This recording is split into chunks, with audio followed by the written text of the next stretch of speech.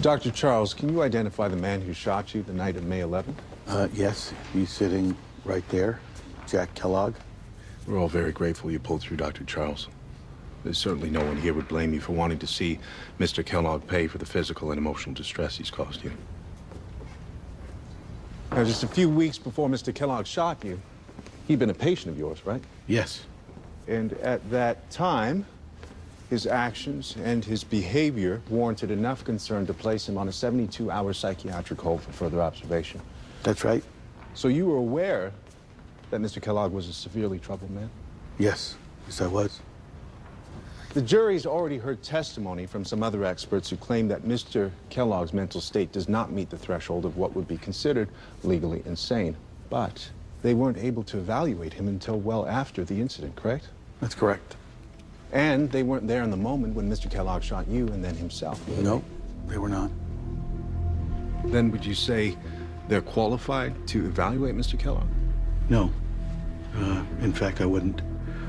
With all due respect to my colleagues, I feel that I am uniquely qualified to answer the question at hand, which is, what was Jack Kellogg's mental state at the time that he fired those bullets?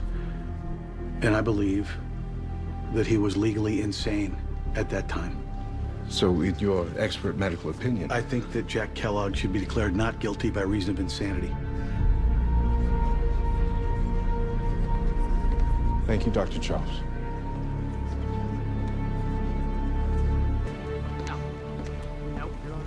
I will not allow that as evidence. Dr. Charles, prosecution's calling a rebuttal witness. What do I need to know about Sarah Reese? What?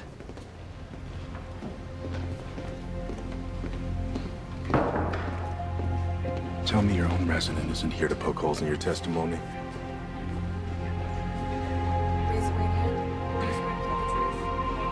So you also treated the defendant, Mr. Kellogg? Yes, I did. Dr. Reese, is it safe to say that you disagree with Dr. Charles? Yes. We want to believe that the only thing that can explain aberrant behavior is some sort of insanity. But even in my short time as a psychiatric resident, I found that that's not always the case.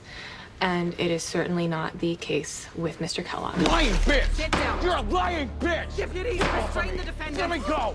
You're a liar! A damn liar! Let go! You're a liar! Order You'll in pay for this! Get off of me! Get off of me! Off of me! You're a liar! Let go of me! Get off of me!